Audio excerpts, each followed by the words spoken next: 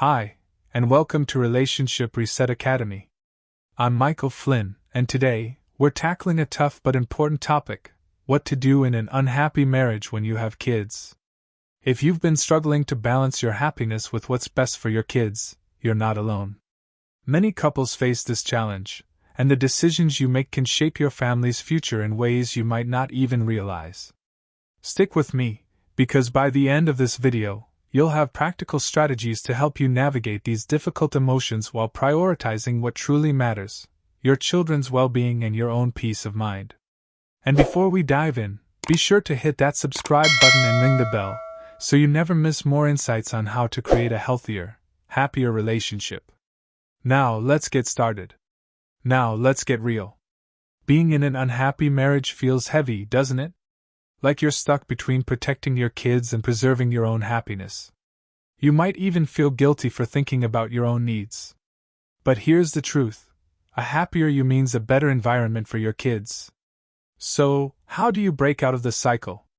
Let's break it down. Step 1. Stop focusing on your partner's faults. It's tempting to think, if they just stopped being so stubborn, we'd finally get along. Right. But here's the thing: when you focus only on their faults, you put yourself in a powerless position. Waiting for them to change is like sitting in a parked car, hoping it'll drive itself. Instead, it's time to look inward. Ask yourself, what am I bringing to this situation? How am I reacting, and is it helping or hurting? This isn't about blaming yourself, far from it. It's about realizing that your actions can set the tone. Start with this: the next time you feel frustrated, pause before you react. Instead of snapping or withdrawing, say something neutral like, "I need a minute to think about this." It's simple but powerful. You're not escalating the situation, and that alone can start shifting the energy between you two. The best part? Your kids will notice. They'll see you handling conflict calmly, and that's a skill they'll carry for life. Step 2. Focus on the positives. Yes, even now. I know this one might make you roll your eyes. Focus on the good? Really? But hear me out. When you're stuck in the thick of an unhappy marriage, the negatives can feel overwhelming. It's like wearing glasses with smudges. You're only seeing the mess, not the whole picture. Take those glasses off, just for a moment. What's one thing your partner does right? Maybe they're a great parent. Maybe they're dependable when it comes to finances. Or maybe they used to do something sweet, like leaving little notes for you, even if that feels like a distant memory now. I'm not saying this will fix everything, but acknowledging even small positives can help soften the resentment. And when resentment takes a back seat, solutions have room to grow. Here's a challenge. For the next 7 days, write down one good thing about your partner every night. Keep it simple. They made coffee without me asking. Or, they picked up the kids from soccer practice. Over time, these little moments can help you see the situation through a more balanced lens. Step 3. Create a peaceful home, for your kids and yourself. Your home should feel like a safe zone, not a battlefield. If arguments or tension have taken over, it's time to hit the reset button. You don't need a perfect marriage to create a peaceful space, but you do need to set some boundaries. For example, if you and your partner tend to argue in front of the kids, make a pact: no heated discussions until after bedtime. It's not about ignoring the problems. It's about choosing the right time and place to address them.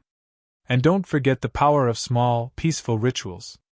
Maybe it's having dinner together without phones, watching a family movie, or simply saying goodnight to the kids as a team.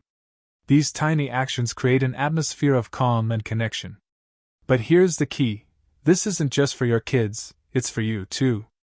A peaceful home can be your anchor, even when the marriage feels rocky. For more ideas on how to build that stability, check out www.romancedictionary.com/marriage. Step 4. Start doing things that make you happy. Let's talk about something you might be neglecting: your own happiness. When was the last time you did something just for you? Not for the kids, not for your partner, just you. It's easy to put yourself on the back burner, thinking, I'll focus on me once everything else is sorted. But here's the truth: you'll never have the energy to tackle the tough stuff if your own tank is empty. Start with one small act of joy every day. Maybe it's waking up 15 minutes earlier to sip your coffee in peace. Or dusting off that old guitar you used to love playing. Or even just stepping outside for a walk in the fresh air. The goal isn't to escape your marriage, it's to remind yourself that you matter too. When you show up for yourself, you'll notice you start showing up differently in your relationship too.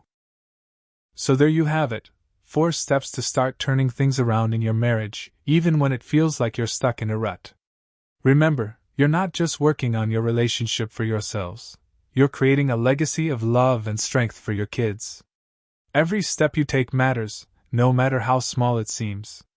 Oh, and if you're ready to dive even deeper into transforming your marriage, check out the link in the description for more resources at www.romancedictionary.com/marriage.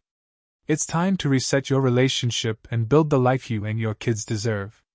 If you found this helpful, give this video a thumbs up and share it with someone who might need to hear this today. And don't forget, hit that subscribe button and turn on notifications so you never miss out on more ways to reset your relationship. Drop a comment below. I'd love to hear your thoughts.